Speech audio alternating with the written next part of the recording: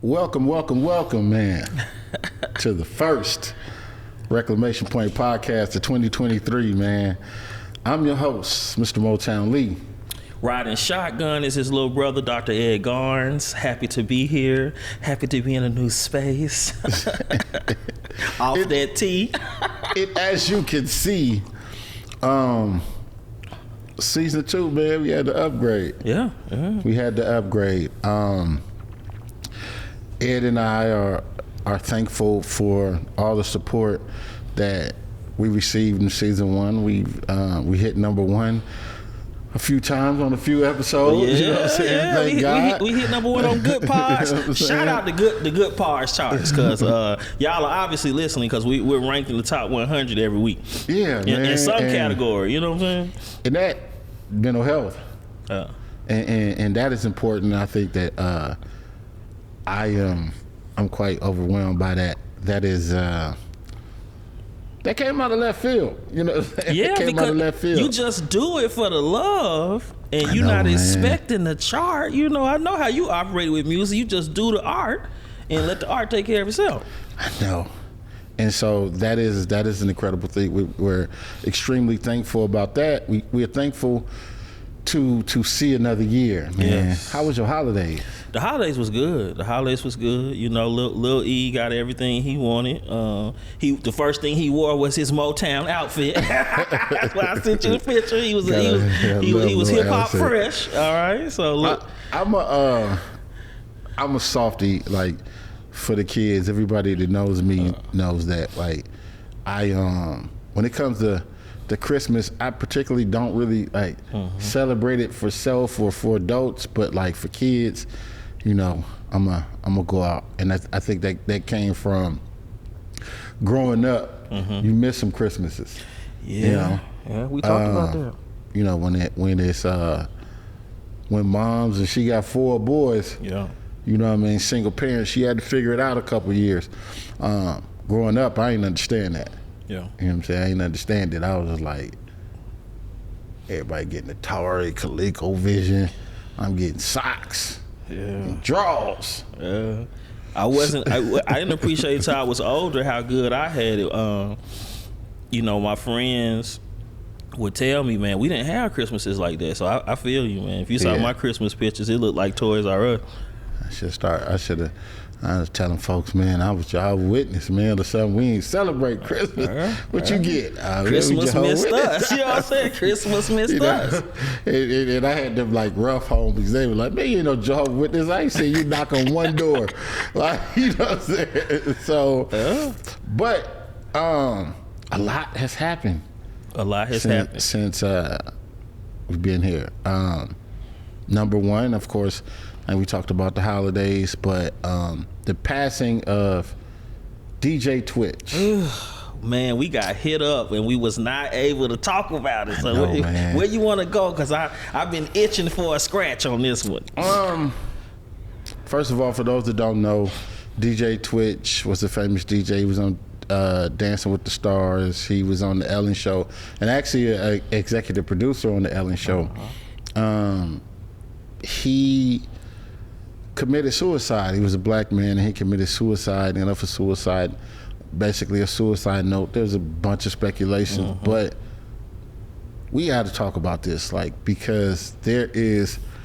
I think that, I don't know. It was something that was being discussed, right? And it brought to light when the DJ Twitch situation. Someone told me, and we spoke about this before, the way to survive, or the cure for depression and anxiety and suicidal thoughts is success and money. I'm glad we started with that. Good lead. DJ Twitch situation is showing us that this isn't true. You know, because with him passing, first thing a lot of people said was, oh, Ellen Show is over. Yeah. He's facing financial perils or whatever. And based on the family, that just wasn't true. A lot of successful men, particularly black men, a lot of successful people have faced an untimely death based on suicide. And when we talk about suicide, of course, we talk about people's mental well-being. Yeah. And I think that it is extremely ignorant that people would take that approach on life, saying that, oh, it's because the money, or if you make money. You know what I mean?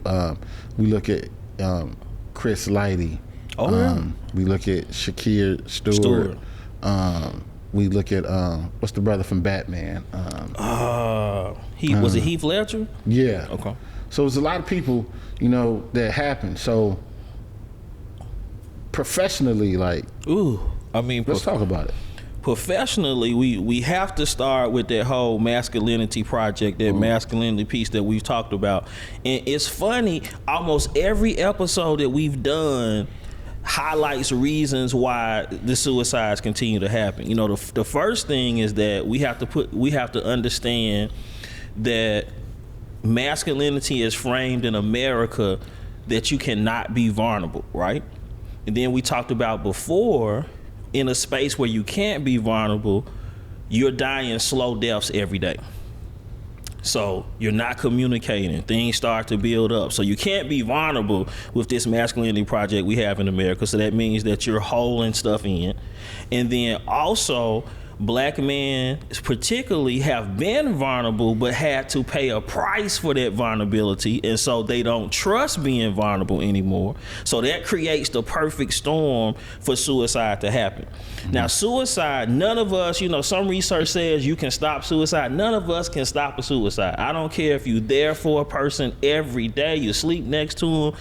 We can't stop a suicide, but what we can do is provide space for people to be able to share unedited, so the cumulative impact of mental health does not take them out. People who are suicidal and people who complete suicide don't want to die. They want the pain to stop. They want that cumulative, dark space to stop. And they see that as an option, but nobody really wants to die. You want the pain to stop. And so how you get the pain to stop is to be there for folks. And so you think about our day as black men. We might get stopped by the police at any moment. We have financial stress. We talked about the major stresses, one of which is how you subsist and make money in an oppressive system. That has an impact. But with the Twitch situation, we often conflate success, money, and achievement with joy and happiness. And I think that's where we make our mistake. But we are taught in America that if you got the money, you got the honey. But most of my clients that are successful financially are the most depressed and the most anxious. So that says something about it being a hollow space, just having money. And that's interesting, because for me, and you and I, talked about this, the journey for us to be here, right? When I was at the jubilant position, when should have been celebrating, I should have been excited, happy, celebrating. There wasn't a care in the world at that moment, but I wasn't happy. And I couldn't shake that feeling. And because I couldn't shake that feeling, I was like, there's 100% something wrong. It's never got to the point of, it wasn't a suicidal thought, but it was an awakening for me to, like, okay, something isn't right. Let's figure this thing out. But in the pursuit of, like, my mental well-being and going to therapy and all that, what I understood and what I learned is, like, I ain't just wake up one day and it wasn't a light switch. Something wasn't right for a long time. I just operated in that space for so long that it became normal. And it took that for me to recognize that this is abnormal. Like, I'm not in a comfortable, position. And so when you think about other brothers, when we think about people, it's funny because one of the other things that happened over the holidays, and I am glad that it shows why we do this and why it's important. I got a phone call from a friend over the break, and she called me, and we always joke and just talk about things. And she said, "Hey, I need to talk to you. Just serious." I'm like, "What's up?" She goes, "One of my employees, he's a young brother. He needs help. Yeah. He's talking about he doesn't want to be here. Seems to be having suicidal thoughts. Can you talk to him?" I said, "No." No. You was like, "I have wisdom, but this is out of my." And it's not because I don't want to talk to him. Yeah. And try to give him help, because I didn't want to talk to him and hinder where he was at. And then professionally, I am not a professional. Yeah. So if I'm talking to you and you still go and do what people think you may do as far as suicide or something, I ain't gonna be able to live with that, because I'm just like, the guilt is on me. Yeah. But I said, I can't talk to him, but hold on a second. I got somebody for you. Hi, how you doing? I said, let me call you right back. Yeah. And I hang up, and I call Ed, and I said, "Ed, I tell you the story." And I called her back. I'm like, "Look, I'm called Ed, set up sessions." And so she called me the other day. She was like, "Oh, he's doing much better." Okay. So, of course, I didn't doubt your skills. But you like, okay, he did something. But it just shows us, like, because, and I don't know the brother. I just know he was a young brother. She said he faced hardships growing up, but he's been doing good professionally, at his job and everything. And it just, came to a head. Things just came to a head. Yeah. And he just started to feel like he didn't want to be here anymore. Yeah, it's an interesting position, because I do life consulting, which is what y'all would call life coaching. Until I get my license, I do, coaching. So I call it life consulting. But remember the episode where I said, don't talk at, listen to? I maybe talked 5 or 10 minutes the whole time. Provided a space for this brother to just vent and get stuff off of his chest. Because like I said, no one wants to die. The first thing that you want to do is get everyone in your life that feels down and in that dark place all the resources that they have for suicide. Every hotline, every APA resource you can think of, that's how I led the conversation with this brother. But it's really just about creating a space of trust, and having the reason why black men are important for this whole therapeutic enterprise. Just my flow let him know he was safe. That's all he needed, was a space to talk uncensored. If he wanted to cuss, he could cuss, to get it out, because it's trapped inside of us. And so that's why we do this particular show. And so even though this brother is receptive, we also talked about everybody ain't receptive to this. You know what I'm saying? It's people in my life that I thought, hey, this is a good thing. We're exposing vulnerability to black men. They like, I ain't participating in that. But that's the door that we have to knock down, because even people in our lives that we know, they do not want to process things. So that is funny, because we've taken that approach. Doing this show, and doing the numbers and seeing the people, because I looked at, when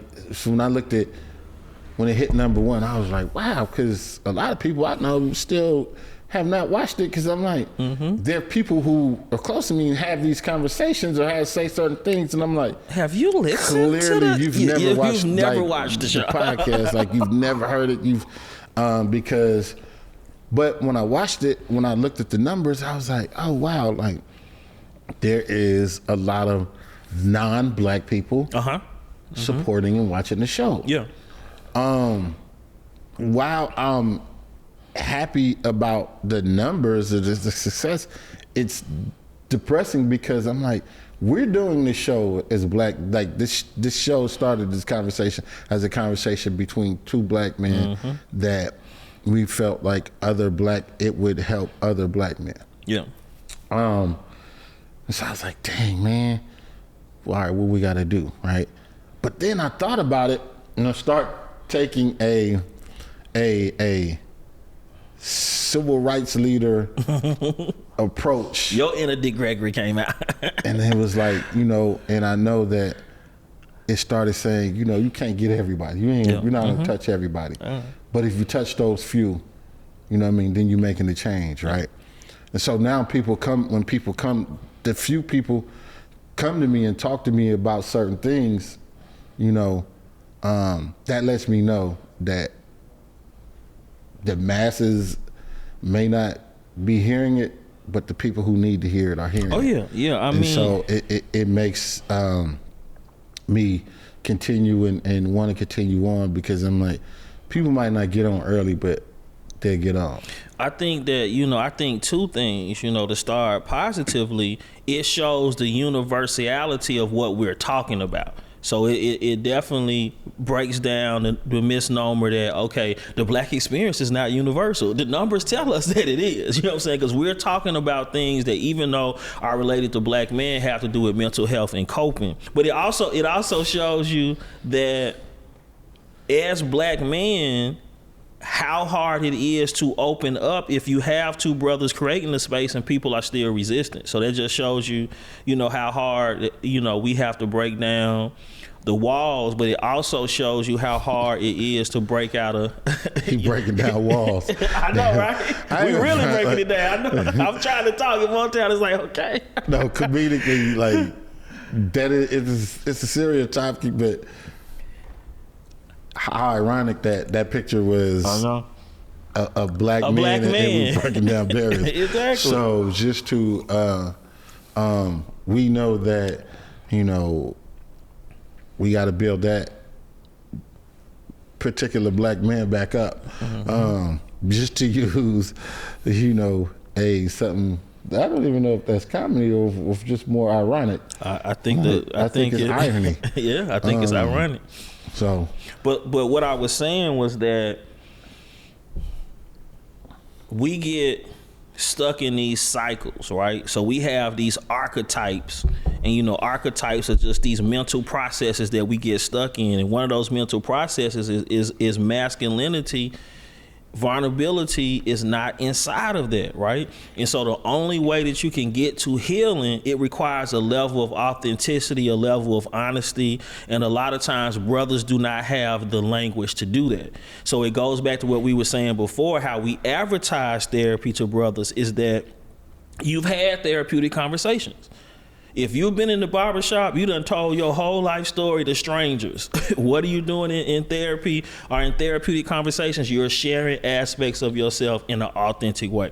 So if we emphasize the ways that, we played sports, that's therapeutic, because you normally have an elder black man imparting wisdom. So black men have had therapeutic conversations, but we have to change how it's advertised.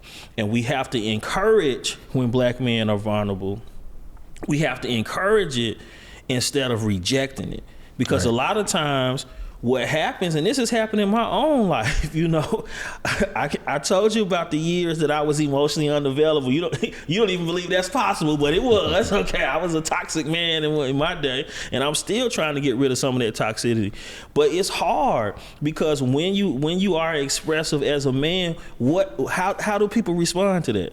When you want to share your feelings and you're like, come to the sharing chair, Moetown. Tell me how you feel. People are like, that's what women do. We still have some hang-ups about that. But the thing is, we have to link most of our troubles with mental health. We think, we need more money. Mental health. We need a better relationship. Mental health. We think, we need a new family. Mental health. A lot of the issues that we struggle with as black men, we have not framed them as mental health issues. We have framed them as some external cause. So, again, rest in peace, DJ Twitch. What are some of the? I think is this conversation isn't one of those easy. It's messy. Ongoing conversation that is going to be continue to be tough because we lose so many brothers, so many of us, and it's not just suicide. You have a lot of people who are committing suicide other ways. Mm-hmm. When I say like committing suicide, it means you're killing yourself other ways, based as it's tied to your mental well-being. You know, when I look at, you know, I grew up in a gang infested, you know what I mean, environment. Yeah. You know, I was you know, part of the lifestyle, right?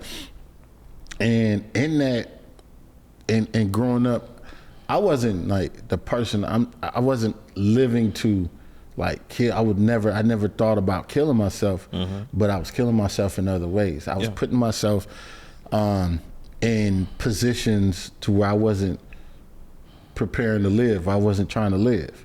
You know, I put myself in environments that it could have been my life, and I didn't care. Yeah, you know what I mean. I put my friends. You know, we've put ourselves in environments, and we continue to do these things. Whether it can be if you know, like some people can be sleeping with somebody else's wife. You know what I'm saying? And you go into the house, you know, that person's house or whatever. You're putting yourself in a bad environment. Whether it can be just, you know, just bad, just deliberately bad with your finances. Not preparing for the future because you don't see a future.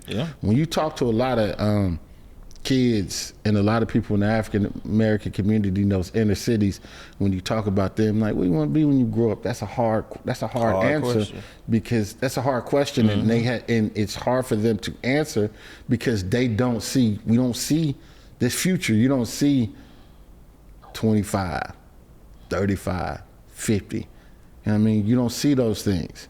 You know what I mean? You don't see these images of picket fences and retirement.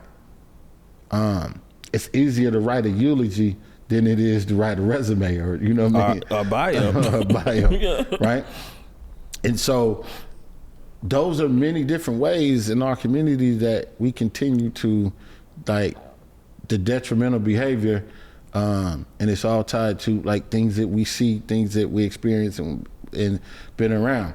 Another thing that I wanted to, you know, talk about that happened over the break that's tied to this conversation was there was this clip going around, this old, I guess it's an old clip, but there was a show that Vivica Fox, I don't know the name of the show, but she was doing the show, and she had this young black brother on there with his mother, and a panel of all women, bunch of different nationalities. You know, like a white judge, a Asian talk show host, some kind of self-development person or something. But all women. And it was one of the most emotional clips for me. Because it was, and when I say emotional, because you went through every emotion watching that clip. Anger, sadness, like disappointment, because the brother was talking about, he was trying to express why he was depressed and why he was doing the things that he did. And he couldn't even get it out. He couldn't even get out. He's like, and why I'm feeling depressed? Wow, they just hit him. And it made me think, like, there are some, shout out to Shanti Dias and Silence the Shame, but as a black man, it made me think, like, before I was doing this and I saw this clip, there is no way in hell that I would ever express how I feel about depression and my mental health to anybody, let alone a woman.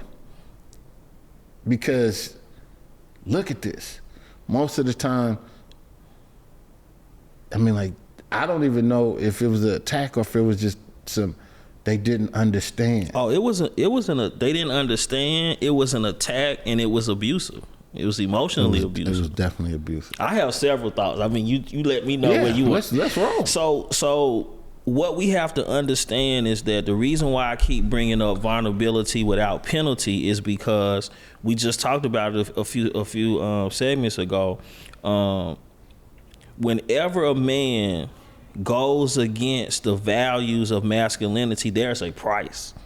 And so here you have a brother, even though we're talking about masculinity with men, other people have bought into toxic notions of masculinity. So the women on the panel are essentially telling him, no, we want you to be a man this way. We don't want to hear about that. Men do this. Men are not emotional. Men do this. And so that continues to perpetuate this space that men cannot be vulnerable.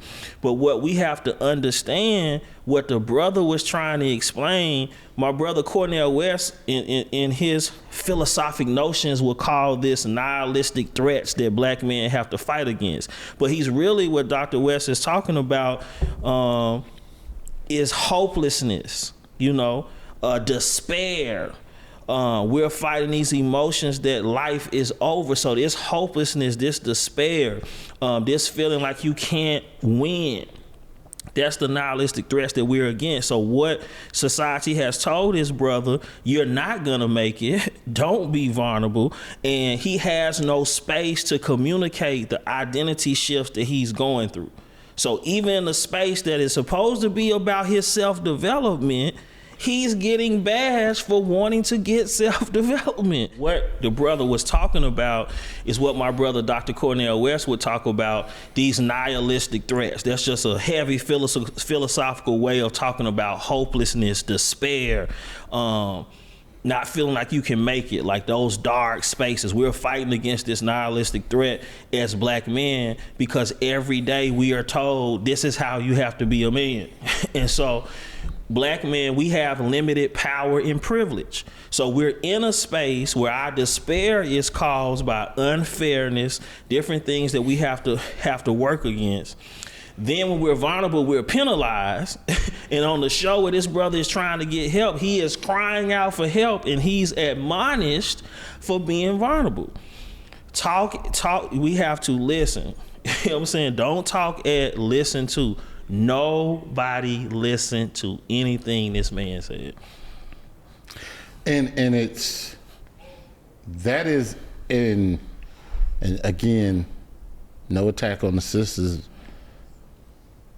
but I think in our society, we believe that with black men and black boys, it's all about tough love. Mm-hmm. And with that tough love, what you're doing is you're creating an environment that only emotion that we react to is tough and anger. Mm-hmm. So now when you have a world full of angry youth, you're wondering why it's easy for us to shoot, yell, and go back and forth at each other angrily. Like that becomes the norm. It's because you're being programmed to feel like that is the only emotion that for black men. You know what's sad? Being a father, I see these notions of how we view masculinity. I've had family members tell me that my son was gonna be gay, or my son was not a man, or I wasn't a man because I show too much love and hug my son. That's the kind of things that we have bought into, that the only thing I'm supposed to be doing for my son is hollering at him, spanking him. You know what I'm saying? So you've met my son. I think he's pretty emotionally aware. You know what I'm saying? And but that's what we've been taught. No, Ed, your son is not a man because he does not operate in these particular principles. But I have tried to work against the toxic things that I was taught growing up And that causes problems because we see masculinity as fixed. This is the only way in America to be a man. You are hard, you do not discuss emotions. And so we're all complicit when brothers commit suicide and do things because we haven't provided a space for them. And it's one thing I thought about with Twitch and just other black men, you know, being a therapist and, you know, my work in reading facial expressions. There are some videos from Brother Twitch where he has this flat affect, meaning that there's no emotion there. It's a face there, but it's no emotion. And so sometimes we can look at facial expressions and mood as signs that a shift is going on.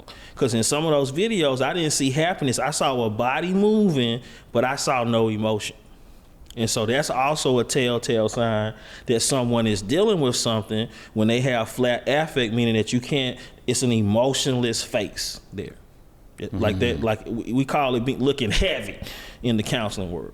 And I saw that in some of those videos, man. So we have to also be cognizant of when people are going through things, not only does their behavior change, but their emotional expressions change. And that's important. But I think, that is important, and I probably wouldn't even notice it if I didn't know the person. But going back to that clip, I just think, and now, of course, you know, based on that clip, a lot of people they after her now. They're like, yo, Vivica, this, and this, you know, and I don't think they even, I'm disappointed in the clip. It's an old clip, but I'm more disappointed at the people that was on the panel because some of them were quote unquote professionals. Know better. I don't necessarily, I'm not attacking Vivica. I'm more disappointed, but I'm like, maybe she didn't know because she's not again, it goes back to the conversation about my friend calling me about the young man being in that position. I recognize I'm not a mental health professional. You know what I mean? Let's play one on TV now. I am not. So I can give advice to people I know, to friends personally, but when it comes to that, oh, this is serious. I'm not even about to even touch this. You know what I mean? I'm not even going to be here trying to fake the funk. Oh no, call Ed. Yeah, because I wouldn't do a music marketing plan for a new artist unless I talk to you, because that ain't my language. Right. But you know, we're not attacking Vivica Fox person. What we're attacking is masculinity, because if you look at clues for how she sees masculinity, look at who she dated. She dated a brother. I'm not gonna say his name. We all know who she dated. And in America, he's the picture of masculinity, right? So if that's who you have dated, it would make sense that a brother presenting in a different fashion, being more emotionally expressive and presenting a certain way, you can't read the cues. Because maybe you have a fixed position of how you see masculinity. It's just, I think it is so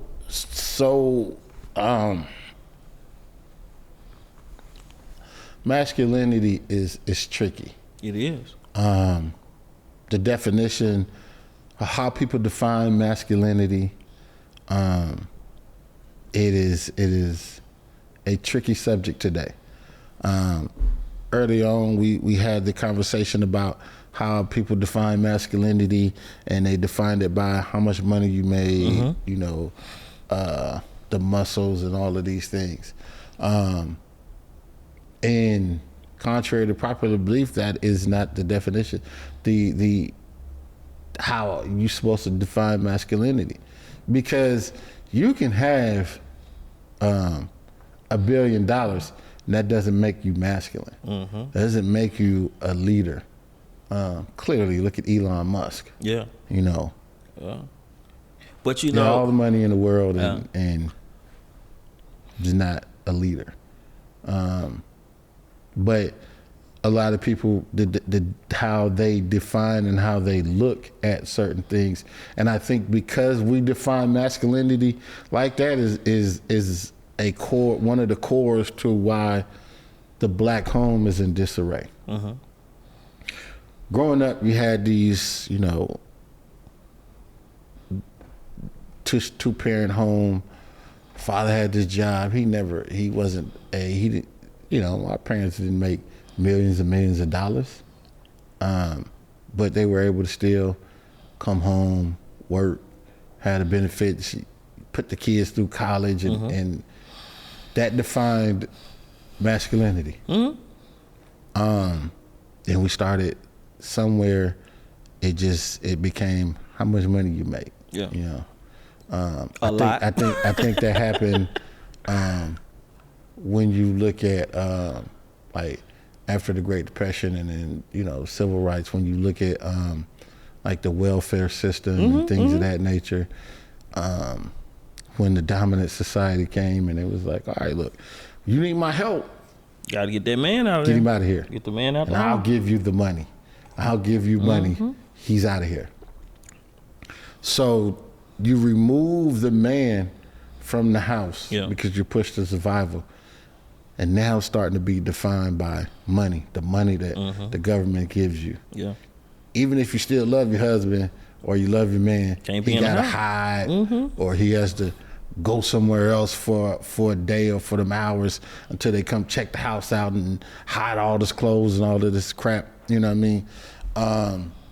And that started, psychologically, that can tear you up. Yeah. You know what I mean? That can tear you up. I mean, psychologically, it tears you up because those are very white and Western world values. Like, in America, masculinity is defined as economic stability, our economic wealth, power, and wielding power and domination over other people. That's how we look at masculinity. It's about power and how you wield power, especially here in America.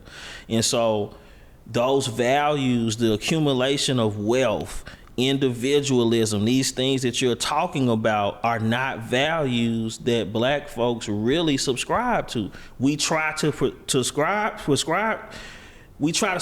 to them because that's what's being forced on us. But that's why I talk about black psychological principles that are innate in our being. That's how we free ourselves from these systematic issues. And those innate strengths that we have is improvisation. What you were talking about how always making a way, the kids going to school, where you got to improvise. That's a psychological strength that black folks have. Name a black person that don't work hard. That's resilience. That's another psychological strength. So we have to start using our own definitions for how we look at psychological development. And even as a therapist, there's the book. And then there's what I know I have to do as a black therapist, because the book is not life, okay? The book is a guide, but I come from an African-centered or black psychological perspective when I work with black men and black clients, because that value system is what causes, a lot of our psychological dysfunction. Wow. And with that being said, because we can go on and on about this situation, and I think that later on in the season we will. Oh yeah, we definitely gonna circle back with that. There is something else that happened since we've been gone. I'm reading your facial expression, and I don't know what you about to drop, because I know it's serious just based off of your face. I'm like, okay. There's something else truly important that happened. My brother walked across the stage. Oh, we're talking about that. My vulnerability is coming out. Ed received his PhD. Yeah. He was hesitant about walking across the stage at the University of... Exactly. I won't say it. Exactly. But because he went through so much, he was hesitant about walking across the stage. But with the love and support of many people, you can't say her name. That's her one request. Really? Yeah, we'll talk about that. But yeah, I know who you're talking about. But you can say a person. But again, with the love in support. Ed walked across the stage. Yes. How I feel, dog? Man, you know, being a therapist, you know, we're also in therapy as well. At least good therapists that I know, right? So I know what people were saying. I'm trained. You need to walk across the stage. You need to close the circle on this. You know, you need to complete this because psychologically it's going to free you. But even though I knew this shows you how hard it is for black men. Everything that I dealt with was racialized trauma, okay? As a trained professional, I can write essays, did a whole dissertation on black men and racialized trauma. But it still impacted me to the point, even though I know this, right? So I was very hesitant. But when I went, you know what's funny?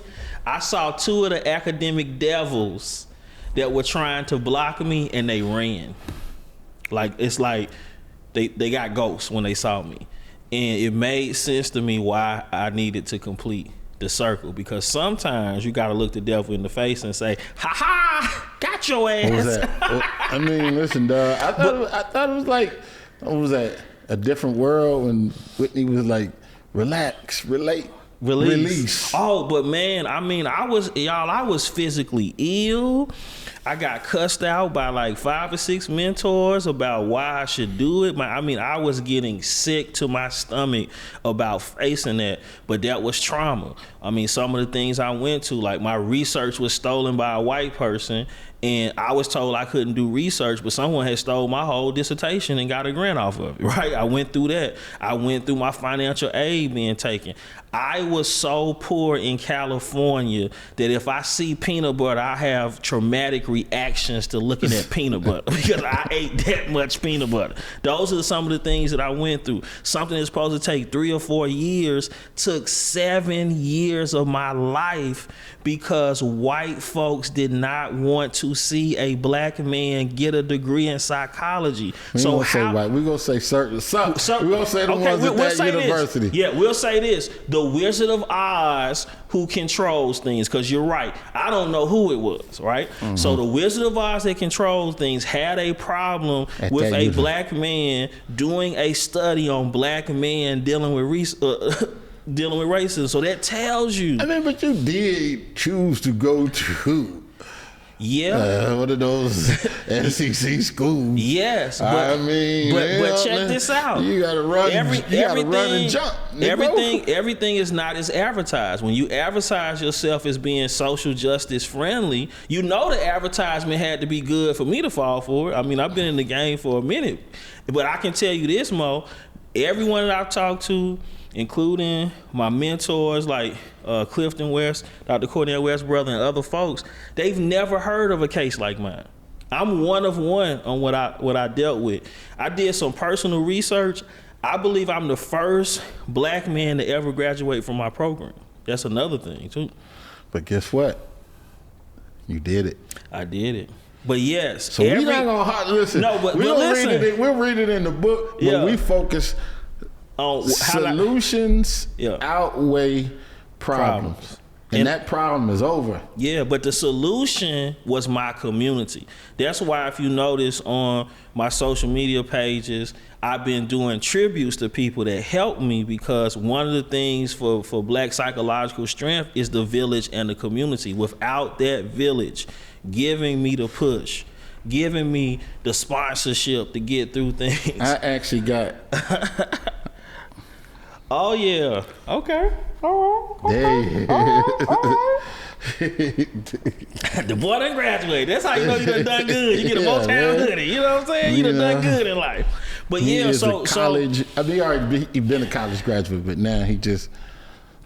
But what it did for me is that there's a psychological strength in completion when the odds are against you. And so the resilience that I displayed, I grew in ways that I need to grow. It made me a better therapist, because everything that I went through, I was able to help other people that are going through the same thing.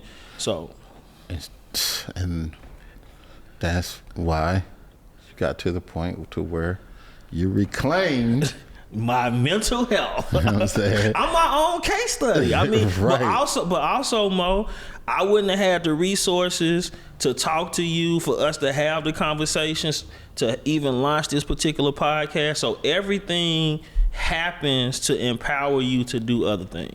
And that's important. And with that being said, this has been the first installment, number 1, of season 2. The new Reclamation Point podcast, 2023, and we have this year.